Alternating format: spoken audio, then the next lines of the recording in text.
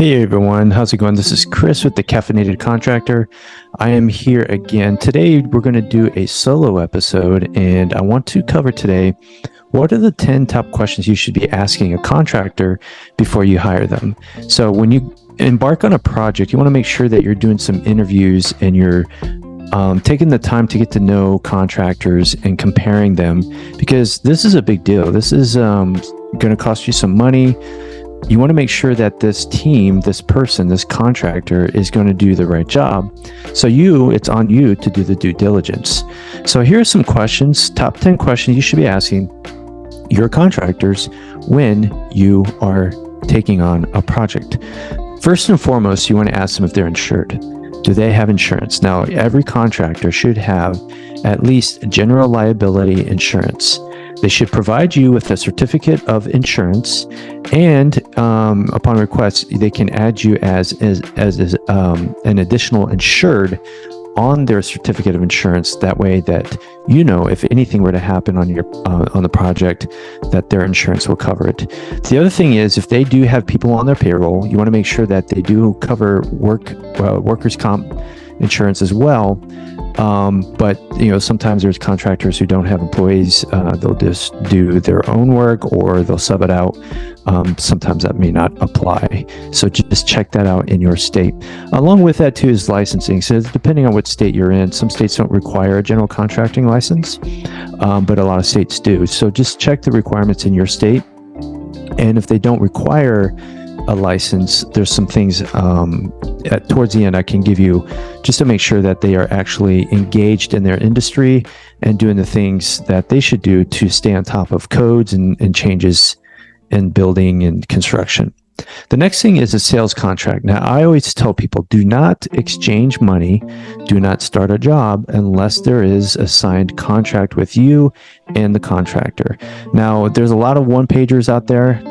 My personal opinion, I don't like that. The contract should show the scope of work, how much it's going to cost, the estimate, the payment schedule, and all the other legalese that go along with that, start date, estimated end date, and things like that. If that contract does not have the scope of work, the line items of the estimate, stay away from it, because you want to sign a contract with that contractor to show that you and that contractor agree to a price, you agree to a scope of work, and agree to a payment schedule. If you don't have those three things, don't sign the contract, and definitely don't sign a contract or don't exchange any money unless there's a contract signed. The next one is, what payment terms do you require? Now, some states are different, but generally speaking, when you embark on a project, typically you do a 50% upfront for a deposit. What that's going to do is help buy material. It's going to carry the cost of the labor for that. And then typically around 50% completion of a project, there's a progress payment. And then at 75%, another progress payment. And then when at 100% completed, after you have done a blue tape walkthrough, done a punch list, make sure everything is good, everyone's happy, you've finished the payment right there. So it all depends on the size of the project and the length. That'll determine how many payments there is. So typically, let's just say if you're doing a 2-week project, you would do a 50% down deposit only after you sign a contract, of course. You do the 50% deposit. Let's just say halfway, 50% completion is at day 7. So day 7, you agree with the contractor, you do a walkthrough. Okay, I agree that you have completed 50% of the work. Here is another 25%. So 50% of the work has been done. You paid 75% of the job, and you hold on to the last 25% until the job is done. That is just kind of an example. Each contractor works things a little bit differently. Sometimes they do a 50% up front, maybe another 15% at 50%, and then 75% completion, they'll do another 15% or something like that. So it all depends, but make sure all of that is in the contract. Don't sign the contract unless you know when you're going to pay the contractor and how much. The next question is, how do your prices compare to other contractors? Now, this is a tough question because they're not going to go around and say, oh, we're the most expensive in the world compared to all of our competitors, or we're the cheapest, it's going to be kind of challenging to answer that question. But if you do get somebody say, oh, I'll beat any price, that's a red flag. That's a red flag. And here's why. If you have a contractor saying, I'll beat any price that you get, or, give me the other estimates and I'll beat all of them. If you have someone like that, what happens is, typically, and I've seen this happen, and believe me, it doesn't happen all the time, but you stand a chance of this contractor coming in, underbidding everyone else so that they can get the job, and they're going to kill you with change orders. Change order because of this, change order because of that. Oh, I forgot to, charge you for the paint, so there's a change order for that. You have to be careful for all that stuff. So you definitely don't want to go for the cheapest bid. I always tell people the lowest bid is not necessarily the cheapest option. And the reason why is because the lowest bid, you run a chance of the job not being done correctly. You're going to have to hire someone else to finish the job. And at the end of the day, you spend more money than if you were to find a reliable contractor who's reasonably priced, does quality work. You would have paid a little bit more, but not as much, because you wouldn't have had to change or hire someone new to correct their work. If someone comes in and says, hey, I'm a high-end remodeler or whatever, I am expensive, I appreciate the honesty, and that's totally up to you. They know their value. They're going to tell you the truth, and you know exactly what to expect. So I respect that a lot when people are open and honest about their prices if they're on the high end. The next one is, can you provide customer references? So you can either call references, or you can, you don't always have to do this. You can go on to Google and look at the reviews. You look at all the 5 stars. You look at the 1 stars. And those are important. Every business is going to have a 1-star review, so don't be afraid of that. But what you should see is when they have a 1-star review, what is their response? Typically, not everybody's going to be happy. You can't make everyone happy. Believe me, you can. But you're going to get those 1-star reviews. But what you want to do is see how they respond. Did they respond in a professional manner? Did they lay out the facts saying, hey, I apologize you had that experience. I do recall this situation. And this is what we did to try to make the situation better. And we are sorry it didn't work out, or something like that. You want to see if they responded. You want to see if they actually did something to try to mitigate that experience for that person. But you want to read all of those. And then if you want to, you can also ask for references. I know that for a big project like building a house, we've had people say, hey, are there people that we can talk to that you've worked with before? And of course, the great experience that we provide, we're able to get a couple of people to roger up and say, yeah, sure, no problem. I'll talk to anybody, tell them how great of an experience this was working with you guys. The next question is, how do you handle change orders? So nobody likes change orders. So here's the thing. When you get an estimate, I like the line item estimates. Okay, countertops, this much. I was just at someone's house about an hour ago. We were talking about pricing out a kitchen, and they're asking me about an estimate. And I said, look, when you get an estimate from a contractor, you don't want to have a long paragraph and one final price. There's no transparency in that. What you want is line items. Countertop is this much. Cabinets is this much. Painting is this much. Flooring is this much. There's more transparency in that estimate right there. So if there's a change order and say, let's just say, for example, plumbing, hooking up a new sink. Oh, I didn't know that this plumbing was going to be this hard, or this, this material is going to be this much. Well, that's part of the scope of work. That was in the estimate. There's really no reason why you shouldn't have seen that from the beginning. And that should not be a change order, in my opinion. What should be a change order is you open up a wall. Oh, I had no idea there was a pipe there. We're going to have to reroute that pipe. Well, that's a change order. That's, reasonable, because you can't see in walls. You don't know what's behind there. So sometimes you open up the wall, you get surprised. Or you pull up, let's just say you pull up carpet and you want to put down LVP. You pull up the carpet and you realize that, okay, well, when I was on the carpet, everything seemed fine. but the flooring, the subfloor is not level. So we're going to have to level out that flooring so that the LVP can be properly installed on that floor. So that would be a change order. And the way you would want to do it is, if you have a change order, don't just hand them money. Get them to actually give you an official change order through their software. We use Buildertrend. There's other softwares out there, but Buildertrend is kind of like, the common used software out there for contractors, for general contractors anyway. Have them do an official change order through the software, and you pay that way. That way, it's on record. That way, it's on your invoice for it, and you have record of paying for it.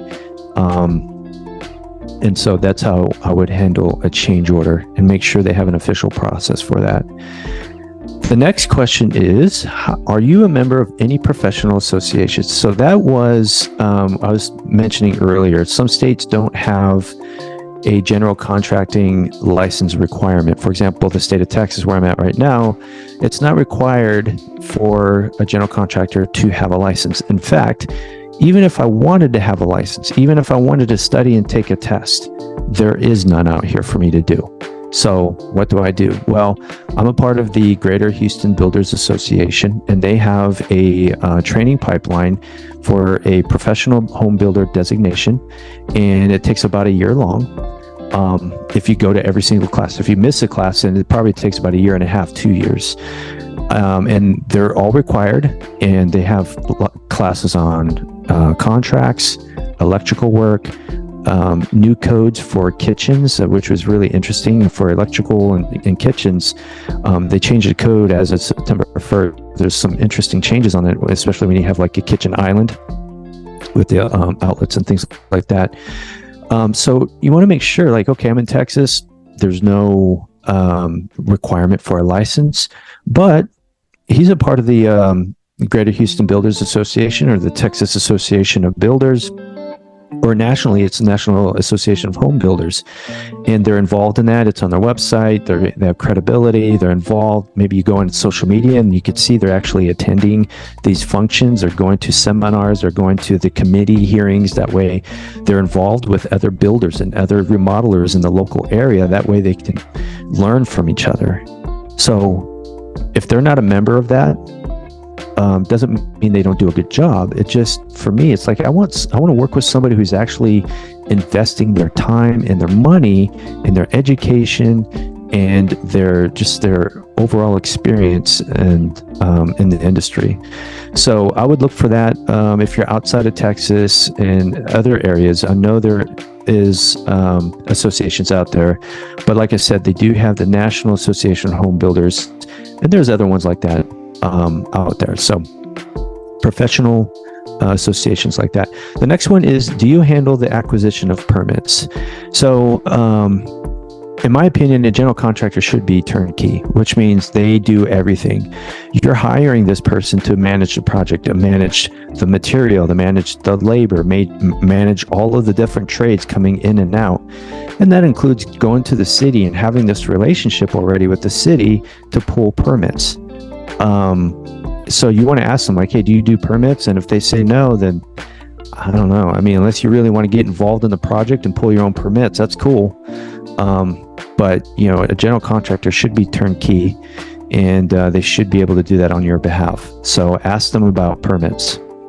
If your project doesn't require permits, not a big deal.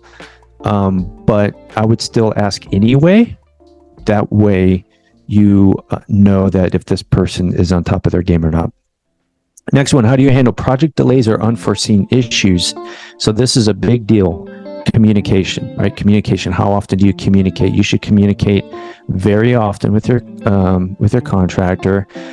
They should be giving you updates. They should be feeding you updates, and you shouldn't be pulling them from this person. I know there's a lot of contractors that are so busy. They're swinging hammers. They're trying to, coordinate things, trying to get material, and they're very hands-on. But the problem is, because they're hands-on, their communication lacks. I'll give you an example. For elevation, when I first started, I was very good with communication. But as I got busier, I noticed I started getting some complaints. Hey, Chris, I don't hear from you as often. I don't know what's going on. And I was working with some out-of-state investors, and that really bothered me because that's not who I wanted to be. But at the same time, I had a job to do, and I wanted to get these projects done, get them done on time because they need to get tenants in there. And I understood that. So what I did was I hired an assistant, and right now I've got a team of people on my team, of course. And I've got an operations manager. Her name is Alma. She lives in Guadalajara, actually. And so she handles all my communication for me. And it's been great because now I can focus on other things, and her job is to communicate and provide updates. And since we've moved to that model where we have a project coordinator or the operations manager doing the communication for the team, then the complaints have gone down quite a bit. As far as communication goes, no complaints at all. So make sure you get a contractor who can tell you exactly how they handle those things. As far as delays and whatnot, they should be able to give you an estimated start and end time. If there's any delays, it might be because permits with the city can cause delays. They ran into an issue. Maybe they opened up a wall. There's a pipe there. Now we put a halt to everything. We got to get a plumber in there and move things around. Maybe there's an issue with an electrical or whatever it might be. That should be communicated, and there all should be like, hey, here's the issue. I'm expecting this to delay the project by this much. So make sure that they can articulate that to you. And the last question, how experienced are you in handling projects like mine? So, for example, I went to this kitchen remodel today. They could have asked me this question, which they didn't.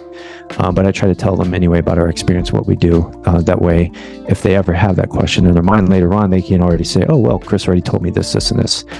So what you want to get from them on this is like, have you done a project like this before? Can you tell me about it? What kind of, did you use quartz countertops, and how does it work? You move, take out the cabinets, you move it over here a little bit, and you add cabinets and a pony wall here and there. Like, can you tell me a little bit about some of the things you've done? Maybe, hopefully, they can provide you some photos. For us, we do have a lot of before and afters on our website, and you can go on our YouTube, you can go on our Instagram. So those are good places to go to before you even talk to them. Go on their social media, go on the website, things like that. That way you can see their experience. Maybe they have some videos of the workers actually doing the work in progress. And then they have the before and the after, and they explain it. So that would be very helpful if they have that on social media. That way you can see it ahead of time, and you already know the answer to your question. So anyway, when you meet with a contractor, there's going to be so many different questions that you want to ask them. But these are 10 questions that I really think you should be asking every contractor that you interview. They should have answers to these. They should be used to answering these questions. If they seem flustered or bothered, that's a red flag. Stay away from them. Ask them about what does your estimate look like? Do you have line item estimates, or is it just one final number? Do you just handwrite them out, or do you actually have a software? You want to see how they operate. Do they take their business seriously? Because if they take their business seriously, they're going to take your project seriously. All right. So anyway, those are 10 questions. And if you want to get a copy actually of these 10 questions, go to our website, elevationconstructionteam.com. And then you're there for a couple seconds or something. Then you'll have like this window pop up saying, hey, downloaded the 10 questions. So you put your information in there and you can get those questions right there. And so our next episode, we're going to talk about what is a general contractor and when would you hire one? And until then, thank you so much. Drink up, get some caffeine in you, and reach out to us if you have any questions regarding construction and general contractors. Thanks. Bye.